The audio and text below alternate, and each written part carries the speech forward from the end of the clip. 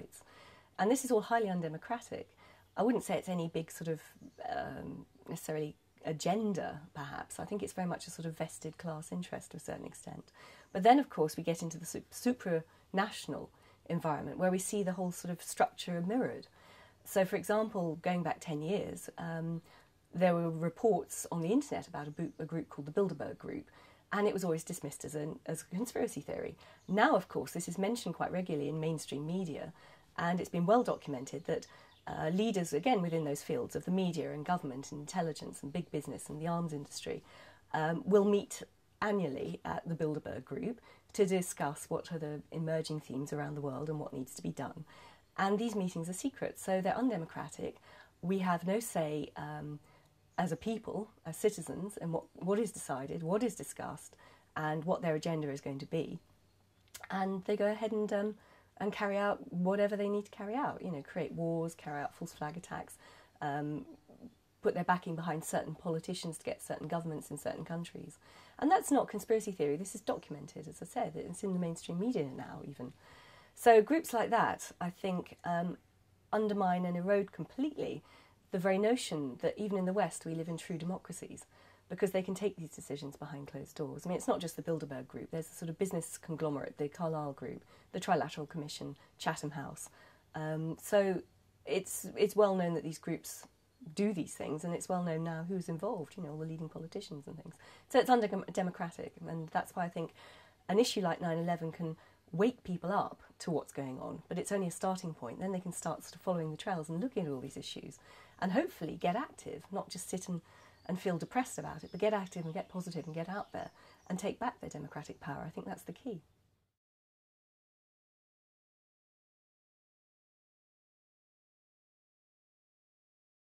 I think that there's certainly a school of thought that is leading towards a sort of globalised trade and banking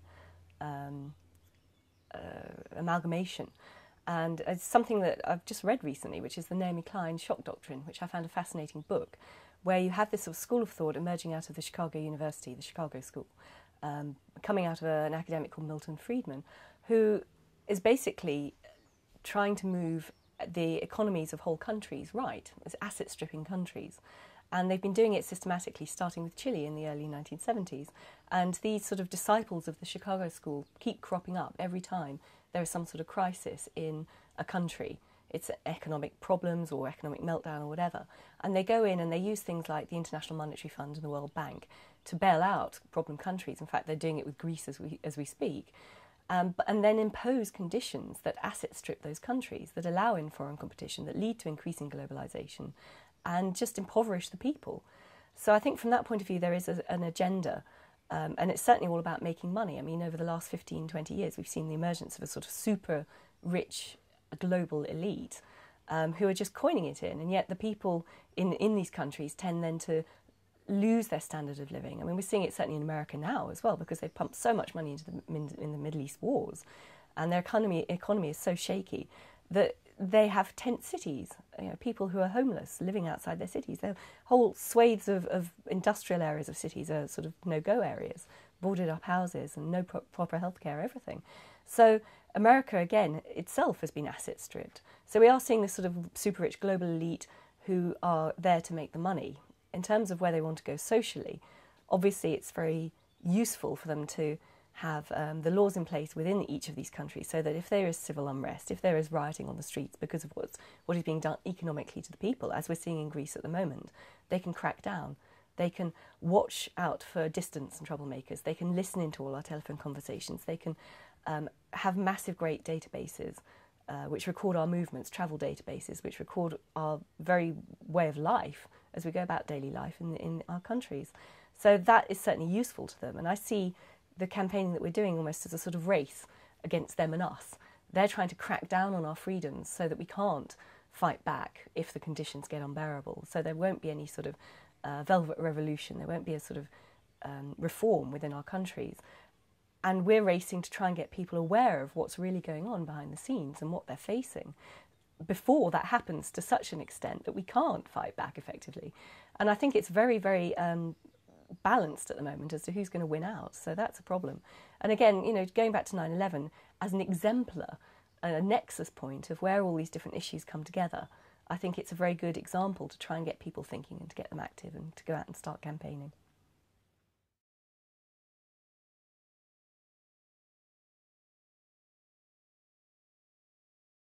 Well, I mean, that's a very interesting question. Is there anywhere safe to go now? When we look at the sort of the global positioning and how they're trying to sort of erode all our freedoms. I've moved to Germany because I think that is probably one of the safer places, more stable places. They are resisting the sort of Milton Friedman School of Economic thought. So they're not selling off all their national possessions. They're not asset stripping the country. They still have a strong industrial base. But more importantly as well, because of their experiences in the Second World War and with fascism, after that happened, and certainly in West Germany, they put in place a rock-solid constitution protecting people's rights, their democratic rights, and ensuring that an all-powerful intelligence agency can't start spying on its people. I mean, they saw what happened in East Germany with the Stasi, and they made damn sure that there were legal protections for its citizens so that that couldn't happen again, and that they can't even begin to slide in that direction again, because the government is not legally allowed to do those sort of things. So from that point of view, Germany's very good. Economically, Germany's very good. And in fact, we're seeing a number of challenges even now going through right up to the Federal Supreme Court, where the government is trying to push through the erosion of freedoms, increased electronic surveillance, and they're losing in the courts. The judges are upholding the Constitution. So it feels safer. Whether it stays that way is another matter, but I think at the moment it's a good bet. I mean, the other place that I did think about going back to was France, because again, good constitution. But looking at what's going on with Sarkozy's proposed economic reforms, he's trying to push through, again, those sort of measures. The French are resisting, and they are demonstrating and striking, and they're trying to ensure that won't happen. But I think they're further down that road, and their constitution isn't quite as strong. One small example is the idea of voting computers. You know, voting computers can be hacked, and it's been established that they can be manipulated, so that we're not even 100% sure that whichever puppet figure we elect to government, like in the US or in the Netherlands or in France even, there are concerns about how voting computers have rigged the elections. Certainly that's fairly well documented, at least with George Bush's first election in 2000. And in Germany again, they tried to introduce voting computers, and state after state within the country has just said, no, we're not using them, we're sticking with paper, we want a paper trail. So at least they know there's a better chance that whoever is elected has actually genuinely been elected.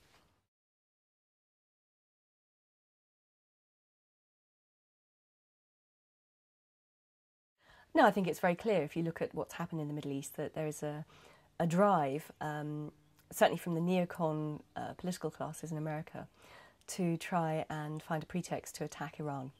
And of course there's a lot of speculation as well that Israel might unilaterally attack Iran and then drag the US in behind it. That's one of the other problems. But certainly since the wars in Afghanistan and Iraq, there are air bases that are ring round Iran.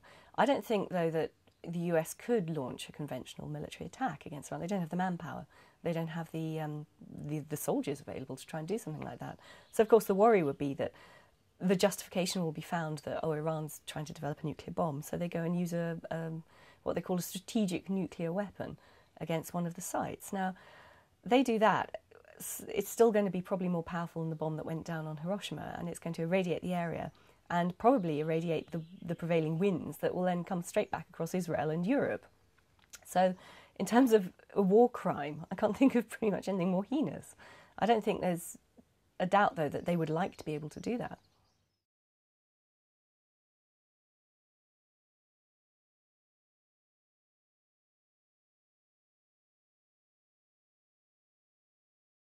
They could do. I mean, that's certainly a concern that an attack goes ahead against some Western target and it's blamed on Iranian-backed groups. Absolutely. But they may find that they just fabricate evidence that they're trying to produce a bomb, and that will be enough. It depends on the will of the American military and the will of the Israeli military, certainly. But I think the fabrication of evidence might be enough to try and justify something like that, because, of course, Israel is the illegal owner of about 200 nuclear warheads anyway, and they're paranoid about Iran getting the bomb. So one way or the other, there'll be some sort of falsification, whether it's an attack or whether it's evidence. Because, of course, don't forget that there was a very famous national intelligence estimate that came out of the States back in 2007, where they got all the 16 intelligence agencies to assess whether or not Iran was trying to develop a bomb. And they all 16 unanimously said, no, they're not. And of course, this has been challenged ever since, particularly by the Israeli military infrastructure, saying, no, we've got evidence, we can find evidence.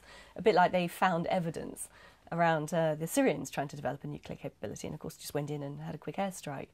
So, yeah, I think there'll be some sort of falsification, whether it's attack or whether it's the evidence is another matter.